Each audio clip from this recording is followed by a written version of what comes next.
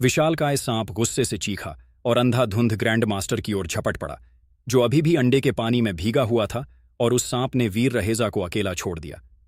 वीर पीछे मुड़ा और बचे हुए सांप के अंडे के साथ भाग गया। वह एक इन्फ्लेटेबल नाव पर कूद पड़ा और बिना पीछे देखे पूरी ताकत से दूसरी ओर नाव चलाने लगा। उसके पास अभी भी एक अंडा था, और अगर दोनों सांप उसकी तरफ आ जाते तो यह बिल्कुल भी मजेदार नहीं होता। डॉलर तेरी तो। वीर ने पीछे से गालियां सुनी, फिर इंसानों की चीखें और जानवर की दहाड़। वीर दूसरी ओर पहुंचा, किनारे पर कूदकर बड़ा सा गैप पार किया और बिना रुके देवाश्रम की ओर दौड़ पड़ा। थोड़ी दूर दौड़ने के बाद वीर को बेचैनी होने लगी। अगर ग्रैंड मास्टर और उसका गैंग बच निकला तो वे जरूर उसके पीछे आएंगे, और वह उनकी सवारी से तेज भाग नहीं सकता। वीर ने जंगल की ओर मुड़कर एक चक्करदार रास्ता लेने का फैसला किया, ताकि वह पकड़े जाने का खतरा न ले। वे लोग कई सालों से देवाश्रम में थे और उनके पास ढेर सारे बीस्ट सोल्स भी थे।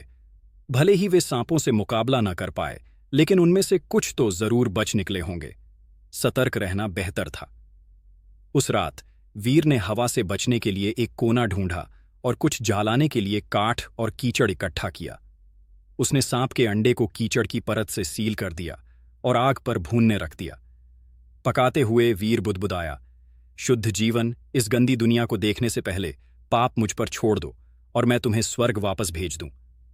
युवा ऑब्सीडियन ड्रैगन मारा गया। कोई बीस्ट सोल नहीं मिला। इसे खाने पर 0 से 10 सेक्रेट जीनो पॉइंट्स मिल सकते हैं। कुछ देर बारबेक्यू करने के बाद वीर ने यह आवाज सुनी। तो यह सांप नहीं था। दुर्भाग्य से मुझे बीस्ट सोल नहीं मिला, वीर ने लालच से सोचा। जल्द ही अंडा पक गया और वीर ने एक लकड़ी की छड़ी से उसे आग से बाहर निकाला। बाहर जली हुई मिट्टी की परत तोड़ते ही उसे अंडे का स्वादिष्ट सफेद भाग दिखाई दिया। वीर ने एक निवाला लिया और अंडा चिकन अंडे से कहीं बेहतर था। युवा ऑब्सीडियन ड्रैगन खा लिया गया। 1 सेक्रेट जीनो पॉइंट मिला। वीर ने पूरा अंडा खा लिया और इतना भर गया कि हिल भी नहीं सका। उसे 5 सेक्रेट जीनो पॉइंट्स मिले। पहले से उसके पास 8 पॉइंट थे। अब उसके पास कुल 13 सेक्रेट जीनो पॉइंट्स हो गए थे। वीर को देवाश्रम पहुंचने में 8 से 9 दिन लगे। जब वह पहुंचा, ग्रैंड मास्टर और उसका गैंग 2 दिन पहले ही लौट चुका था। गैंग के केवल 8 लोग जिंदा लौटे थे और सभी घायल थे। ग्रैंड मास्टर के कुछ खास साथी भी मारे गए थे। ग्रैंड मास्टर ने यह नहीं बताया कि वे लोग वहां क्या कर रहे थे, और ना ही अवनी, शेरगिल और भीम को कुछ पता चल सका। हालांकि कुछ लोग जो पानी में गिर गए थे वे जिंदा लौट आए थे, और उन्हीं के जरिए अवनी और भीम को आखिरकार पता चला कि वहां क्या हुआ था। हालांकि उन्हें पानी में गिरने के बाद की कहानी पता नहीं थी। उन्होंने मान लिया कि गैंग को ऑब्सीडियन ड्रैगन ने ही घायल किया था। उनका अनुमान आधा ही सही था, क्योंकि वीर द्वारा फेंका गया अंडा भी इस हालात के लिए काफी जिम्मेदार था। आखिरकार अगर उसने अंडा न फेंका होता तो उन्हें ड्रैगन से लड़ना ही नहीं पड़ता। ग्रैंडमास्टर को बदनामी का डर था, इसलिए उसने आगे की घटनाएं छिपा लीं, लेकिन अंदर ही अंदर उसने डॉलर की तलाश फिर से शुरू कर दी। काश ग्रैंडमास्टर और बियांग बख्शी मारे गए होते। वीर ने जब पूरी बात जानी तो राहत की सांस ली। उसे डर था कि ग्रैंडमास्टर शक करेगा, क्योंकि वह अकेला लौटा था। अब जब और लोग भी बचे थे तो वीर को चिंता की जरूरत नहीं थी। रास्ते में उसने एक प्राइमरी कॉपर टूथ बीस्ट भी पकड़ लिया था। अगर गैंग उससे पूछताछ करता तो वह कह सकता था कि बहाव में बह गया था और किस्मत से बच निकला। वीर ज्यादा सोच रहा था, क्योंकि ग्रैंडमास्टर के पास पूछने का समय ही नहीं था और उसने कोई कड़ी भी नहीं जोड़ी। पूरे अभियान में आधे महीने से ज्यादा का समय लग गया था। वीर प्लैनेट टाइटन से टेलीपोर्ट होकर अपनी मां और बहन से मिलने जा ही रहा था, और तभी टेलीपोर्ट स्टेशन के गेट पर अवनी, शेरगिल उसे घूरती हुई खड़ी थी। छुपने में तो तुम माहिर हो। आधा महीना हो गया तुम्हें देखे। क्या तुम्हें लगता है मैं तुम्हें तुम्हारी सजा से बचने दूंगी? मिस अवनी, आप चाहती क्या हैं? वीर ने उदासी से उसे देखा। अवनी अब स्टेशन मास्टर थी और उससे बचने का कोई रास्ता नहीं था। सिंपल, इसे पकड़ो और मेरे साथ चलो। अवनी ने वीर की तरफ एक कॉम्बैट सूट फेंका। तुम मुझे वैसे भी मारने वाली नहीं हो, वीर ने मन में सोचा। सूट उठाया और चुपचाप स्टेशन के अंदर उसके पीछे चला। उन्होंने प्लैनेट टाइटन में टेलीपोर्ट नहीं किया, बल्कि स्टेशन के कॉम्बैट रूम में पहुंचे। वीर ने कॉम्बैट सूट पहना और रूम में दाखिल हुआ, जहां अवनी एक लाल कॉम्बैट सूट में खड़ी थी, जिस पर काले स्ट्राइप्स थे। कॉम्बैट सूट सिर्फ कपड़ा नहीं था, बल्कि एक हाईटेक आर्मर जैसी ड्रेस था, जिसमें इनबिल्ट सेंसर होते थे जो लड़ाई के दौरान सारी जानकारियां रिकॉर्ड करते थे, जैसे दिल की धड़कन, सांसों की गति, पंच की रफ्तार और झेलने वाली चोटें। इससे यूजर को अपनी शारीरिक स्थिति समझने में मदद मिलती थी और आगे की ट्रेनिंग के लिए मार्गदर्शन मिलता था। अगर तुम जीत गए तो मैं हमेशा के लिए तुम्हें छोड़ दूंगी। अवनी ने उंगली हिलाकर इशारा किया कि वीर हमला करे। तुम्हारे पास इतनी सेक्रेट जीनो पॉइंट्स हैं, ढेरों बीस्ट सोल्स हैं। मैं अभी अभी ग्रेजुएट हुआ हूं, वो भी एक सरकारी स्कूल से, और तुम सेना में ट्रेनिंग ले चुकी हो। क्यों न सीधे कह दो कि तुम मुझे मारना चाहती हो।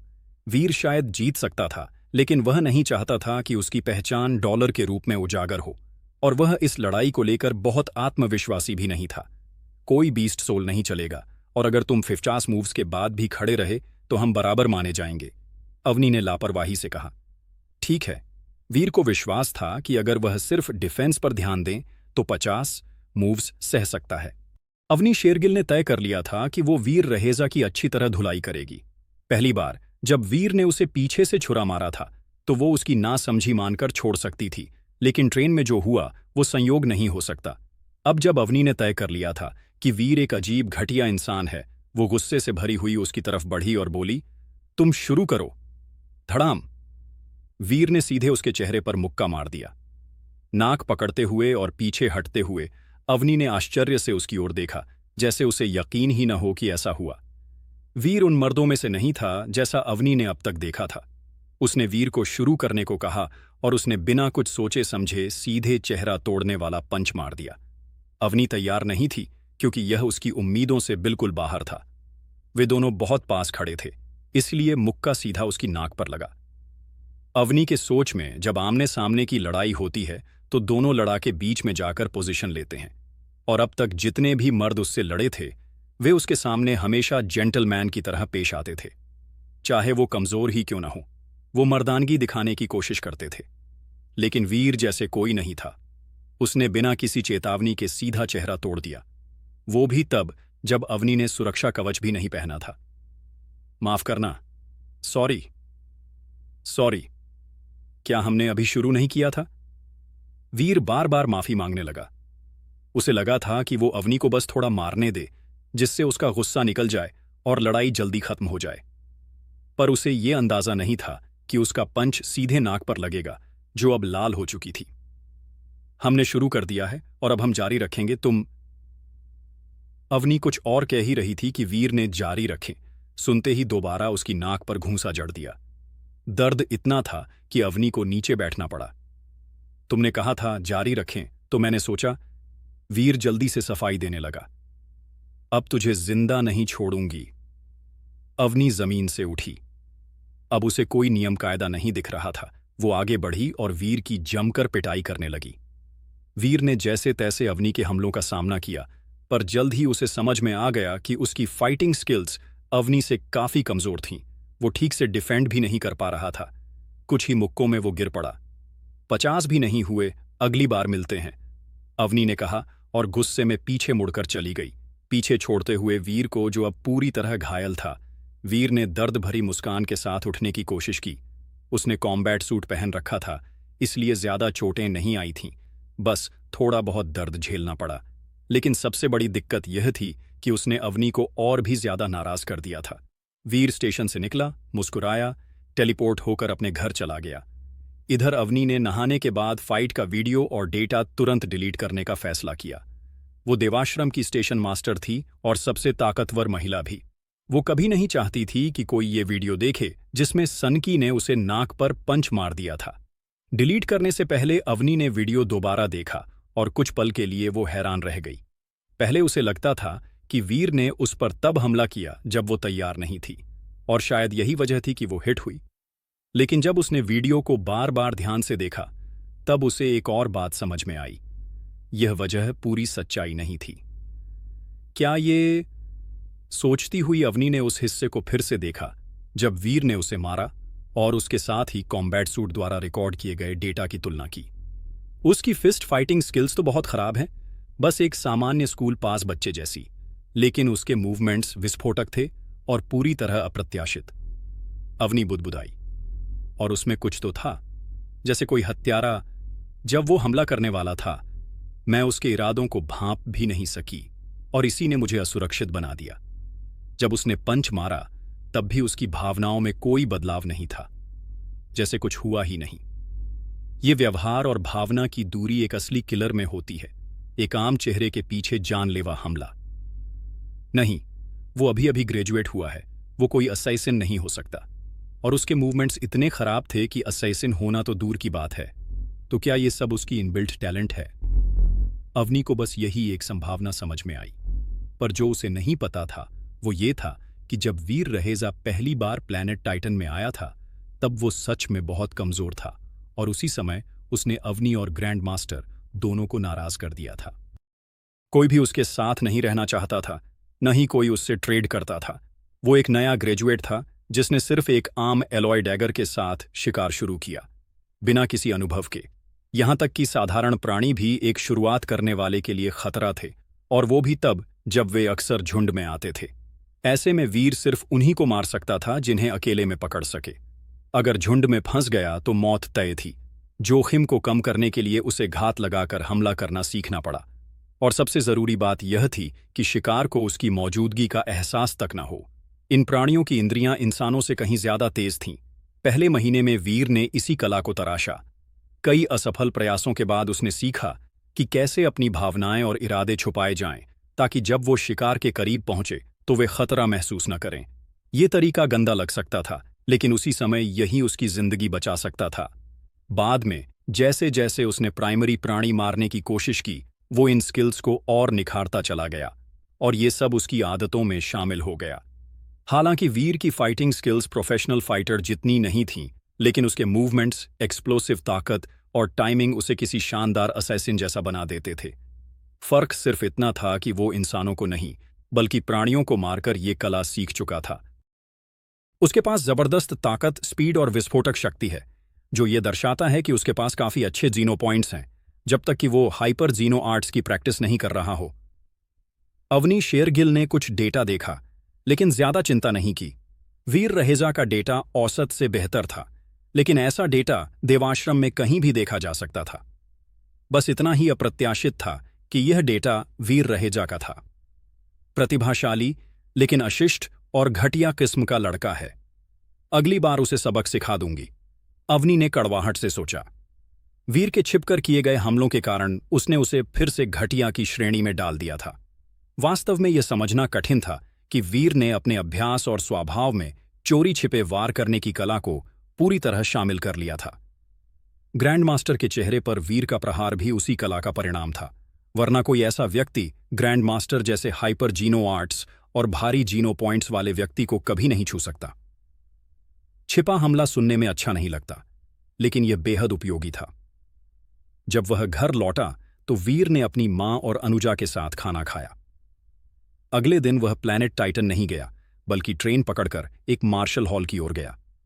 वीर ने पहले केवल बेसिक मार्शल आर्ट्स सीखी थीं, और वो भी उन लोगों के लिए डिजाइन की गई थीं जिनके पास कोई जीनो पॉइंट्स नहीं थे। जैसे जैसे किसी के प्लैनेट टाइटन में जीनो पॉइंट्स बढ़ते हैं, उनकी ताकत अपने आप बढ़ जाती है। हाइपर जीनो आर्ट्स के अभ्यास से शरीर और भी खास बन जाता है, जिससे ऐसे व्यक्ति कुछ विशेष मार्शल आर्ट्स का अभ्यास कर सकते हैं जो आम लोग नहीं कर सकते। ये मार्शल आर्ट्स मार्शल हॉल्स और उच्च स्तरीय कॉलेजों में सिखाई जाती हैं। मार्शल हॉल्स में काम करने वाले मास्टर्स इनका प्रशिक्षण देकर जीवन यापन करते हैं। पुराने समय के विपरीत अब ये मास्टर्स न तो अपने विरासत पर निर्भर रहते हैं और न ही कोई विरासत छोड़ना चाहते हैं। उनका एकमात्र उद्देश्य है मुनाफा। इसलिए जितना अधिक पैसा कोई छात्र खर्च करता है, उतनी ही बेहतर ट्रेनिंग उसे मिलती है। हर मार्शल आर्ट्स की कुछ शारीरिक आवश्यकताएं होती हैं। अगर आप उन पर खरे नहीं उतरते तो अभ्यास संभव नहीं। पहले वीर के पास ना पैसे थे और ना ही कोई खास शारीरिक क्षमता। अब उसके पास 13 सीक्रेट ब्लड जीनो पॉइंट्स और अन्य कई पॉइंट्स थे, जिससे वह और मजबूत बन चुका था। जेड स्किन की प्रैक्टिस ने भी उसे बेहतर बना दिया था। अब उसकी शारीरिक स्थिति उसके उम्र के साथियों में सबसे बेहतरीन थी। एयरस मार्शल हॉल इस टाउन पर काफी प्रसिद्ध था। वहां की फीस बहुत ज्यादा थी, लेकिन ट्रेनिंग भी बेहतरीन मिलती थी। इस मार्शल हॉल का मालिक एक पूर्व सैनिक था जो अपनी सेवा के दौरान प्रसिद्ध था। एक युद्ध में गंभीर रूप से घायल होने के बाद वह एस टाउन लौट आया और एरेस मार्शल हॉल खोल लिया। हर कोई उसे पुराना शैतान कहता था। जब तक तुम पैसे भर सकते हो वो तुम्हें कुछ भी सिखा देगा, और वो वाकई बेहतरीन चीजें सिखाता था। नौजवान, कुछ सीखना चाहते हो? हमारे पास एलिमेंट्री, इंटरमीडिएट, एडवांस्ड और स्पेशल क्लासेस हैं। तुम यहाँ फिस्ट फाइटिंग, हथियारों की कला और यहाँ तक कि हाइपर जीनो आर्ट्स भी सीख सकते हो। एलिमेंट्री क्लास 10,000 में, इंटरमीडिएट 1 लाख में, एडवांस्ड 10 लाख और स्पेशल क्लास 1 करोड़। अगर सभी 12 स्पेशल आर्ट्स एक साथ सीखना चाहो तो सिर्फ 5 करोड़ में सब मिल जाएगा। पुराना शैतान वीर की ओर ऐसे देख रहा था जैसे कोई अजगर सोने को घूरता है। मैं एक एडवांस्ड क्लास में घोस्ट हॉन्ट सीखना चाहता हूँ। वीर यहाँ खास मकसद से आया था। उसके पिताजी ने भी पुराने शैतान से सीखा था और बताया था कि उसके पास एक शानदार मार्शल आर्ट है, घोस्ट हॉन्ट। दुर्भाग्यवश उसके पिता की शारीरिक स्थिति घोस्ट हॉन्ट के लिए जरूरी स्तर तक नहीं पहुंची थी, इसलिए वो इसे नहीं सीख पाए। उन्हें हमेशा इसका अफसोस रहा और उन्होंने वीर से कहा था कि वो बड़ा होकर इसे जरूर सीखे। वीर को यह भी याद था कि उसके पापा ने कहा था, घोस्ट हॉन्ट महिलाओं पर खास असर करता है। अभी हाल ही में वीर ने फिर से अवनी को नाराज कर दिया था और ऐसा लग रहा था कि वो आसानी से नहीं मानने वाली। उसका सामना करने के लिए वीर को पापा की कही बात याद आई, घोस्ट हॉन्ट और पुराना शैतान। और फिर अब उसके लिए 1 करोड़ तो कोई बड़ी बात नहीं थी। घोस्ट हॉन्ट एडवांस्ड आर्ट्स में से है, लेकिन इसकी आवश्यकताएं स्पेशल क्लासेस से भी ज्यादा हैं। तुम्हारे पास न्यूनतम म्यूटेंट जीनो पॉइंट्स अधिकतम होने चाहिए। तुम्हारी फिटनेस कितनी है? पुराना शैतान चौंक कर वीर को देखने लगा। अब कोई भी घोस्ट हॉन्ट नहीं चुनता था क्योंकि उसकी योग्यता की शर्तें बहुत कठिन थीं। आप मेरा टेस्ट ले सकते हैं। वीर को खुद भी भरोसा नहीं था, लेकिन उसके पास 13 सीक्रेट ब्लड जीनो पॉइंट्स थे, जिससे वह उन लोगों से अधिक फिट था जिनके म्यूटेंट पॉइंट्स अधिकतम हो चुके थे। फिजिकल टेस्ट के लिए 10,000 लगेंगे। पुराने शैतान ने मशीन के सामने कार्ड रीडर रख दिया। वीर ने अपने क्रेडिट कार्ड से भुगतान किया। पुराना शैतान उसकी उदारता से काफी खुश हुआ। करीब दर्जन भर उपकरणों से स्कैन और टेस्ट के बाद नतीजे सामने आए। पुराने शैतान ने चौंक कर कहा, तुम्हारी शारीरिक स्थिति बहुत अच्छी है। लगता है तुमने लगभग ऑर्डिनरी, प्राइमरी और म्यूटेंट जीनो पॉइंट्स अधिकतम कर लिए हैं। क्या मैं घोस्ट हॉन्ट सीख सकता हूं? वीर ने कुछ नहीं कहा क्योंकि उसके म्यूटेंट पॉइंट्स 10 से कम थे, लेकिन उसकी फिटनेस सीक्रेट ब्लड पॉइंट्स और जेडस्किन की वजह से थी। हाँ, 1 करोड़। पुराने शैतान ने दोबारा कार्ड रीडर सामने रख दिया। थोड़ा परेशान होते हुए भी वीर ने पेमेंट कर दिया। नौजवान, तुम्हारे लिए बहुत कुछ इंतजार कर रहा है। आओ मेरे साथ। पहले घोस्ट हॉन्ट को याद करना होगा। पुराना शैतान वीर को एक स्क्रीनिंग रूम में ले गया, होलोग्राम ऑन किया और बाहर चला गया। होलोग्राम में खुद पुराना शैतान घोस्ट हॉन्ट की ट्रेनिंग कर रहा था। वीर कुछ देर देखता रहा, फिर उसकी आंखें चौड़ी हो गईं। ओह, तो पापा का मतलब यही था कि ये आर्ट महिलाओं पर खास असर करता है। वीर ने चौंक कर सोचा।